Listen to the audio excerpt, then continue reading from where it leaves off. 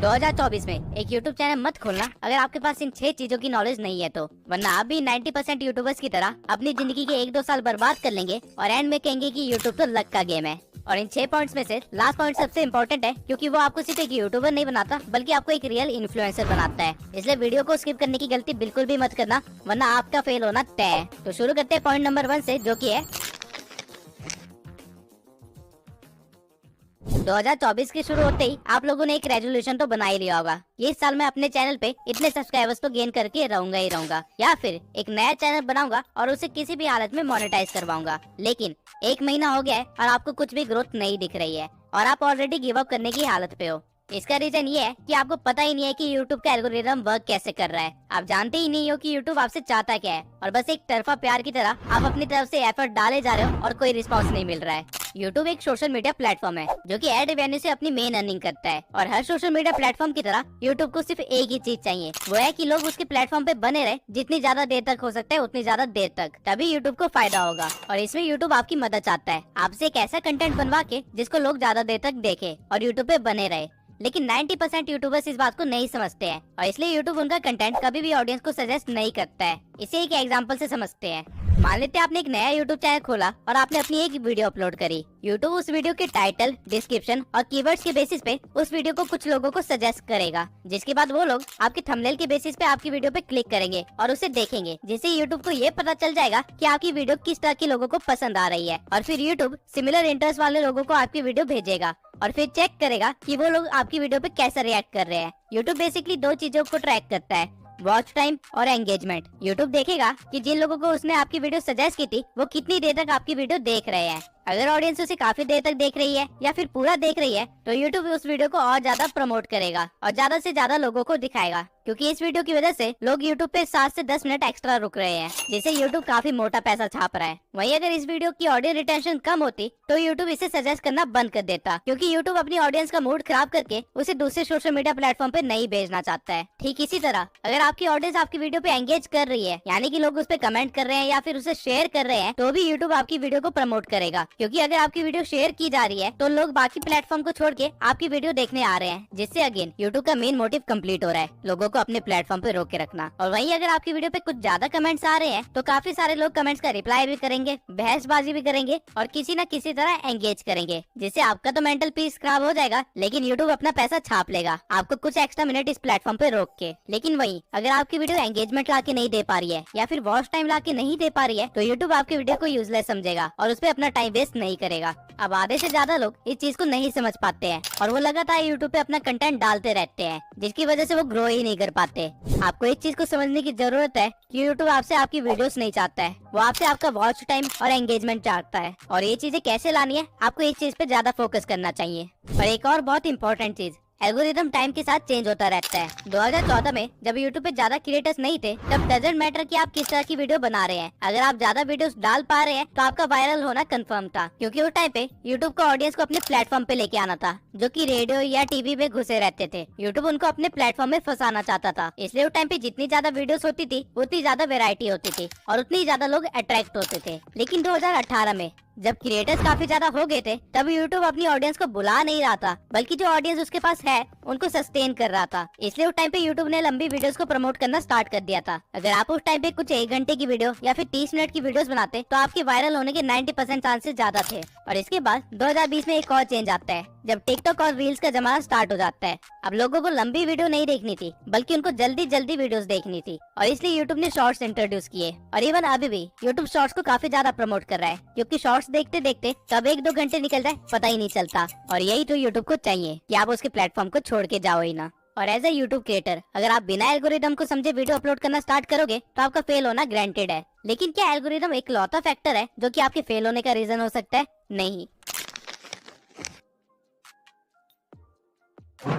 अगर आप अभी तक इस भ्रम में जी रहे हैं कि आप रोज वीडियो डालेंगे और आपकी कोई ना कोई वीडियो तो वायरल हो ही जाएगी, तो आप बहुत ही जल्दी अपनी मेहनत और टाइम बर्बाद करके क्विट करने वाले हैं, क्योंकि आपको इस चीज को समझने की बहुत ही ज्यादा जरूरत है कि क्वालिटी ओवर पावर्स क्वांटिटी। अगर आप 2 चैनल्स खोलते हैं जिनमें से आप एक चैनल पे साल में सिर्फ 4 क्वालिटी वीडियोस बनाते हैं और वहीं दूसरे चैनल पे साल में 365 वीडियोस बनाते हैं, लेकिन सारी वीडियोस बिलो एवरेज है, तो वो जो 4 वीडियोस वाला चैनल है वो मिलियन सब्सक्राइबर्स गेन कर चुका होगा, वही 365 वीडियोस वाला चैनल हो सकता है कि 10,000 सब्सक्राइबर्स भी गेन ना किए हो। रीजन बीइंग कि वो 4 वीडियोस की क्वालिटी 365 वीडियो से भी ज्यादा है, और यही रीजन है कि डिकोडिंग वाईटी, मैं और कई सारे छोटे चैनल इतनी जल्दी ग्रो कर पाए, वो भी इतनी कम वीडियोस में, क्योंकि ये चीज हमें पता थी। अगर आपको क्वालिटी कंटेंट बनाने में 1 महीना लगता है तो कोई बात नहीं, लेकिन बिलो एवरेज कुछ भी मत दिखाइए, क्योंकि अभी यूट्यूब पे ऑप्शंस की भरमार है। अगर ऑडियंस को आपकी वीडियो पसंद नहीं आई तो वो किसी और के चैनल पे जाके उसकी वीडियोस देख लेंगे, और यूट्यूब ये चीज देखेगा तो यूट्यूब उसके चैनल को प्रमोट करेगा। वहीं अगर ऑडियंस को आपकी वीडियो पसंद आ गई तो वो आपकी वीडियोस के लिए वेट किया करेंगे, और यूट्यूब इस चीज को भी देखेगा और फिर वो आपके चैनल को भी प्रमोट करेगा। लेकिन वीडियोस की क्वालिटी बढ़ाए कैसे? तो वीडियोस की क्वालिटी बढ़ाने के लिए आपको कोई महंगे गैजेट्स की जरूरत नहीं है, बल्कि आपको सही टेक्निक्स की जरूरत है, जिससे कि आप सही स्क्रिप्टिंग, वॉइस ओवर और एडिटिंग कर पाओ। अब ऑल्दो और भी कई सारे फैक्टर्स होते हैं जो कि क्वालिटी कंटेंट बनाने के लिए इम्पोर्टेंट होते हैं, लेकिन ये 3 चीजें बेसिक है। और अगर आपकी कंटेंट और एल्गोरिदम को समझने से आप अपने चैनल को फेल होने से नहीं बचा सकते हैं, क्योंकि यूट्यूब अगर आपकी वीडियो ऑडियंस तक पहुंचाएगा ही नहीं, उसे इंप्रेशंस देगा ही नहीं, तो वीडियो का आप क्या ही करोगे। अगर आपको नहीं पता कि रिटर्निंग व्यूअर्स कैसे इंक्रीज करे, या फिर न्यू व्यूअर्स को कैसे गेन करे, या फिर अपनी वीडियो को रैंक कैसे करवाए, या फिर CTR, RPM, CPM जैसी चीजें क्या होती है, तो आप एक बड़े से जंगल में बिना मैप के निकल चुके हैं, जहाँ पे आधे रास्ते में आपको YouTube नाम का एक शेर खाने वाला है। SEO में रैंक करने के लिए बेसिकली आपको 3 चीजों की जरूरत होती है: टाइटल, कीवर्ड्स और थंबनेल। और इनके सिवाय अपने SEO को ट्रैक करने के लिए और उसे और भी ज्यादा इम्प्रूव करने के लिए आपको YouTube के एनालिटिक्स को अच्छी तरह से देखना आना चाहिए, क्योंकि अगर आपको अपना एनालिटिक्स समझ नहीं आ रहा है तो आप अपनी ऑडियंस को नहीं समझ पा रहे हो। एंड अगेन, अगर आप अपनी ऑडियंस को समझ नहीं पा रहे हो तो एल्गोरिदम आपकी मदद नहीं करेगा। अब सही से आप सब कुछ सीख जाते हैं और अपने चैनल की क्राइटेरिया को पूरा करने के बाद उसे मोनेटाइजेशन के लिए अप्लाई करते हैं, और YouTube आपको रिजेक्ट कर देता है। ऐसा होने की चांसेस बहुत ही ज्यादा है अगर आपको नहीं पता कि YouTube की पॉलिसीज और गाइडलाइंस क्या है। YouTube की नई पॉलिसी के अकॉर्डिंग आप अपने चैनल को 500 सब्सक्राइबर्स और 3000 वॉच आवर से भी मोनेटाइज करवा सकते हैं, या फिर शॉर्ट्स के 3 मिलियन व्यूज से भी। ये क्राइटेरिया पहले 1000 सब्सक्राइबर्स और 4000 घंटे का था, और 10 मिलियन शॉर्ट्स के व्यूज। लेकिन यहाँ पे YouTube एक गेम खेल रहा है। आप अगर 500 सब्सक्राइबर्स के साथ अपने चैनल को मोनेटाइज करवाते हैं तो आपको एड रेवेन्यू नहीं मिलेगा, बल्कि आपको सुपर चैट, मेंबरशिप और मर्चेंडाइज का ऑप्शन मिलेगा, जिनसे कि काफी कम अर्निंग होती है। आपको एड रेवेन्यू नहीं मिलेगा, जो कि हमारा मेन सोर्स ऑफ इनकम होता है। लेकिन YouTube ने ऐसा क्यों किया? अपने क्रिएटर्स को बचाने के लिए। YouTube आप पे मेहरबान नहीं हो रहा है, बल्कि टिकटॉक ने अपना क्राइटेरिया लो कर दिया था, इसलिए YouTube को भी लो करना पड़ा, ताकि उसके क्रिएटर्स YouTube को छोड़ के टिकटॉक पे ना भागे। और अगर आपको लग रहा है कि आप सिर्फ शॉर्ट्स बना के वायरल हो जाओगे और अपने YouTube चैनल को मोनेटाइज करवा लोगे, तो let me tell you one thing, shorts पे अर्निंग ना के बराबर है, अंटिल आपके हर शॉर्ट्स मिलियन व्यूज के ऊपर ना जा रहे हो। बल्कि एक शॉर्ट को वायरल करने से ज्यादा आसान एक लॉन्ग फॉर्म कंटेंट को वायरल करना है। लेकिन YouTube ने आपके दिमाग में इसकी टोटली अपोजिट चीज बद दी है, जिसकी वजह से आप काफी ज्यादा टाइम और मेहनत बर्बाद करने वाले हैं। अगर आपको सिर्फ वायरल होना है तो शॉर्ट्स आपके लिए सही चीज है, लेकिन आप अगर YouTube पे एक करियर बनाना चाहते हैं और यहाँ से अर्निंग करना आपका मेन गोल है, तो आपके लिए शॉर्ट्स सही चीज नहीं है।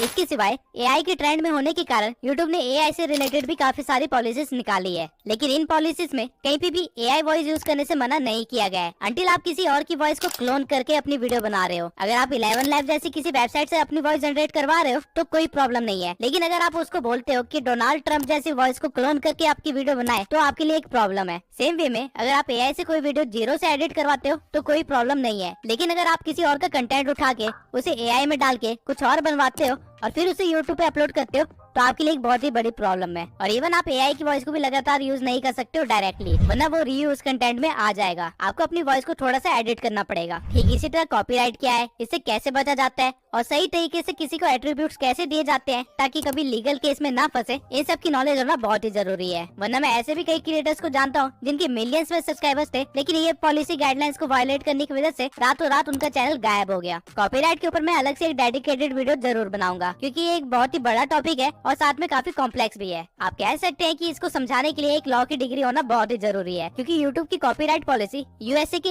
एक्ट के अकॉर्डिंग चलती है। लेकिन इससे डरने की कोई भी बात नहीं है, बस आपको थोड़ी सी नॉलेज होनी चाहिए ताकि आपका करियर बच सके। अब ऐसे भी कई सारे चैनल्स हैं जिन्होंने इन सब चीजों का ध्यान रखा था, लेकिन आज उनकी हालत एक नए यूट्यूबर से भी बेकार हो रखी है। लेकिन ऐसा कैसे हुआ? YouTube एक रियल बिजनेस है और हर बिजनेस की तरह यहाँ पे भी कंपटीशन है, और अगर आप अपने कंपटीशन को नहीं भाप पाए तो आपका कंपटीशन आपको खत्म कर देगा। और कुछ ऐसा ही हुआ है जुन्नू की टेक और फैक्ट टेक के साथ। और ये प्रॉब्लम आपको सिर्फ तब नहीं आएगी जब आप ग्रो कर चुके होगे, बल्कि आप जब ग्रो करने की कोशिश कर रहे होगे तब आपको रियलाइज होगा कि आपसे बेहतर चैनल्स आपके बिल्कुल बगल में ही खड़े हैं और आपसे कम्पीट कर रहे हैं। और अगर आपको उनको पीछे छोड़ना है तो आपको कुछ ऐसा करना पड़ेगा जो कि कोई और नहीं कर रहा है, वरना आप भी 90% यूट्यूबर्स की तरह इस कंपटीशन में दब के खत्म हो जाओगे। अब अगर आप सोच रहे हैं कि मैं नीश ही ऐसी सिलेक्ट करूंगा जिसमें कंपटीशन ना के बराबर हो, तो आप बहुत ही गलत हो, क्योंकि ऐसी कोई भी नीश नहीं है जिसमें कंपटीशन ना हो। आप कुछ भी इमेजिन कर सकते हैं और जब आप सर्च करेंगे तो आपको उसमें कंपटीशन मिलेगा ही मिलेगा। तो कंपटीशन से बचे कैसे? इसका सिर्फ एक ही तरीका है कि आपको ट्रेंड के साथ चलना पड़ेगा, एडेप्टेशन करनी पड़ेगी और साथ में अपनी एक यूनिक आइडेंटिटी बिल्ड करनी पड़ेगी। इवन हमारी नीश में भी काफी सारे क्रिएटर्स 5 साल से भी पहले बैठे हुए हैं, लेकिन पिछले 1 साल में एक नया ट्रेंड आया है जिसकी वजह से इन बड़े क्रिएटर्स को भी मुश्किल का सामना करना पड़ रहा है। वो है एडिटिंग का ट्रेंड। ये सारे क्रिएटर्स अपनी फेस कैम वाली वीडियोस को हटा के अब एक व्हाइट बोर्ड पे आ गए हैं, जहाँ पे ये व्हाइट बोर्ड पे सारी चीजें एक्सप्लेन कर रहे होते हैं। लेकिन नए ट्रेंड में जहाँ एडिटिंग के थ्रू हर चीज को एक्सप्लेन किया जा रहा है, उसे ये अडेप्ट नहीं कर पाए, जिसकी वजह से छोटे चैनल्स भी इनसे ज्यादा व्यूज ले जा रहे हैं। और ठीक इसी तरह छोटे चैनल्स में भी कॉम्पिटिशन काफी ज्यादा बढ़ गया है, जहाँ पे ग्रो करने के लिए आपको कुछ यूनिक करना पड़ेगा।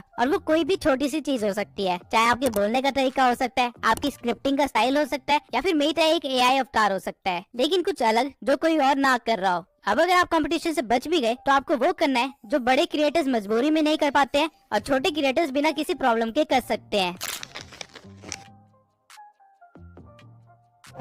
2024 में हर क्रिएटर को पता है कि उसकी ऑडियंस की वैल्यू कितनी है, इसलिए वो रेगुलर बेसिस पे Q&A और लाइव स्ट्रीम्स करते रहते हैं। लेकिन अगर आपने इन चीजों को इग्नोर करने की गलती की तो आपका यूट्यूबर बनने का सपना सपना ही रह जाएगा। ऑडियंस को कोई सेलिब्रिटी नहीं चाहिए, बल्कि उनको एक मेंटोर या फिर एक फ्रेंड चाहिए जिससे वो इन्फ्लुएंस हो सके या फिर जिनके साथ वो आगे बढ़ सके। और ये डिफरेंस आप तभी क्रिएट कर सकते हैं अगर आप उनसे एंगेज हो, डायरेक्ट डीएम के थ्रू, कमेंट्स के थ्रू, Q&A के थ्रू या फिर लाइव स्ट्रीम के थ्रू। जब तक मेरे इस चैनल पे 10,000 सब्सक्राइबर्स नहीं हो गए थे, तब तक मैं अपने इंस्टा पे डायरेक्ट डीएम के थ्रू हर एक बंदे का रिप्लाई किया करता था और उनकी हेल्प करता था। मैं पर्सनली भी काफी लोगों को गाइड किया है और मैसेजेस के थ्रू मैंने 1000 से भी ज्यादा लोगों से एंगेज किया है और उनको इस बात से खुशी मिलती है। वो लोग मुझे एज ए यूट्यूबर से बढ़ के एक फ्रेंड और एक मेंटोर की तरह देखते हैं और अनकंडीशनली सपोर्ट भी करते हैं। और इसी वजह से मेरा नेटवर्क भी इतना स्ट्रॉन्ग हो पाया, जिसकी वजह से मुझे काफी सारे नए यूट्यूबर से मिलने का मौका मिला और काफी सारे स्ट्रगलर से भी मिलने का मौका मिला और हम सब एक दूसरे की हेल्प करते हुए आगे बढ़े हैं। जैसे कि मेरी पिछली वीडियो का थंबनेल देवेश ने बनाया था, जिसको मैंने हेल्प की थी यूट्यूब पे ग्रो करने के लिए। आप एक बार जाके उसका चैनल भी देख सकते हैं।